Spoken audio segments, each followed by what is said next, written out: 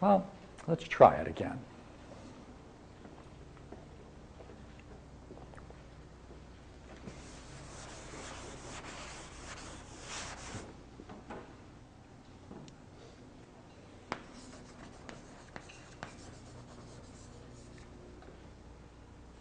You see, in philosophy, someone could come back and say it's very nice that we live in an intelligible universe and it has great beauty and all of those things. But unless it's fundamentally good, unless the universe is itself good, then the beauty experienced is only ornamental. No matter how profound you paint it, unless it's good, shares in something intrinsically good, it's ornamental and secondary, not an essential aspect of the nature of reality. And therefore we can say that people who engage in these kinds of reflections might be motivated by an interest in aesthetics. They're probably the weaker kind of people, since they can't face a reality that is not good or is at least indifferent to man. Therefore, these two ideas have to be linked together.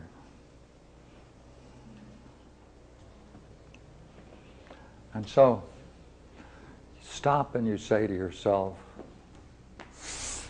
are there any kinds of things that we would all agree to where you might say that there is some goodness about that, about this?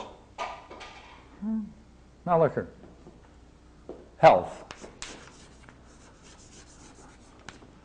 Say there's health. Now there's something about health, all right, that reaches a certain level of perfection that allows us then to engage in things higher than health itself. That it's the condition for us, it's the condition for man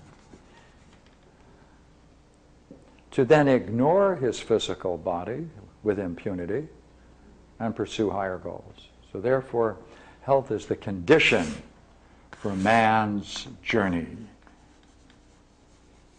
Now look here, there are other things besides health that might be considered to be of this kind. Now how about intelligence? Do you say there's anything about intelligence that's interesting for man? I'm using the same logic. Would you say, well, intelligence is important because in the same way it allows for, it's the condition for a man to pursue his higher journeys, because with it we then are assisted in a variety of ways so that we can most knowledgeably and knowingly pursue and achieve our goals. Sure. What other kinds of things would you say might be classed in the category of having some good? That's some good, not good itself, but some goodness about it. Would you not agree, all right, that it's important to have a certain kind of harmonious relation with nature, right? Not to exploit it and destroy it and bring it into some kind of chaos, but a harmonious regard for and participation in nature. And to nature. Do you agree with that? Now, by the way, would that follow the same thing? Would that then be the condition for a man to pursue more meaningful journeys? Because then there's a substance he's necessary, it's required for his life, and therefore he doesn't have to be in a conflicting situation in conflict with nature. So that if these kinds of things can be just for the moment regarded as goodnesses, would you agree all of these things depend upon one thing to really be called good? And that is, since they prepare man for a condition, for man's journey, every one of them, then it's only can be said to have some sense of goodness about it, to the degree that it can awaken us for a journey not to goodness, but to the good itself.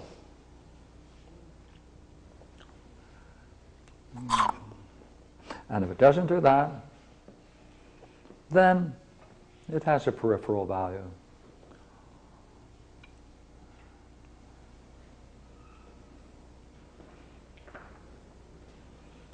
For health isn't good in itself.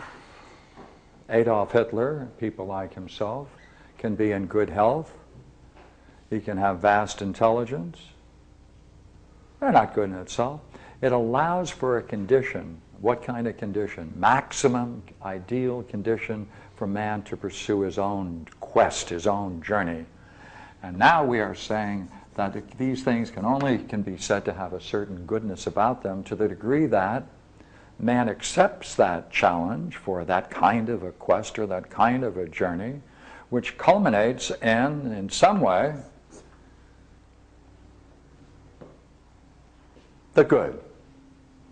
Well, each of these clearly are an excellence, but all of these excellences are only the conditions that allow man to continue on a quest. That is to say, just because you have everything ideal, if you leave them as ideal, that's very nice, but if you can use those things that are ideal for a higher purpose and a higher goal, then you're using them for the highest purpose available. And what's the highest purpose that's available? Highest purpose is the quest for the good. Now, that's a rather curious thing, because what it means, though, from what we're saying, is that beauty itself, the experience of beauty itself, and the way in which we've described it, awakens in man a very curious thing. Very curious. And the more profound the experience, the more it awakens it. And that is a distress. A crisis.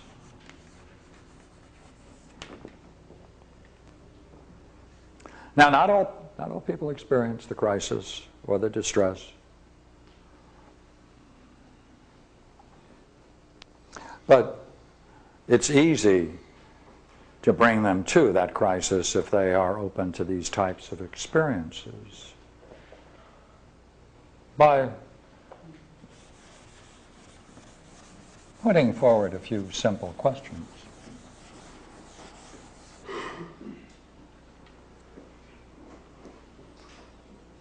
First one is, should there be a difference between good and goodness? Should there be a difference between good and goodness? Why, sure, you would say. The idea of ness at the end of any word means a quality of the thing, redness, the quality of red. Right? Goodness, quality. Therefore, the difference between the two must be that the good must be in itself good and have no other qualities other than itself. Matter of fact, have no qualities other than itself, but itself can't be a quality.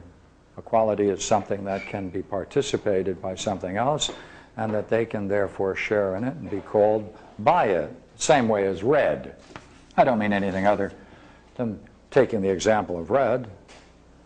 If you want to say that red is a quality, then there should be something that you can do with this curious thing called red, and that is you can make things have redness about them, right? The quality of red presupposes there must be something called red. Just red by itself. So therefore, this whole idea of a quality is captured by this ness word. Therefore, if there is such a thing as the good, it cannot itself have any other quality, cannot have any qualities, it must be just itself good. Now, wait a minute.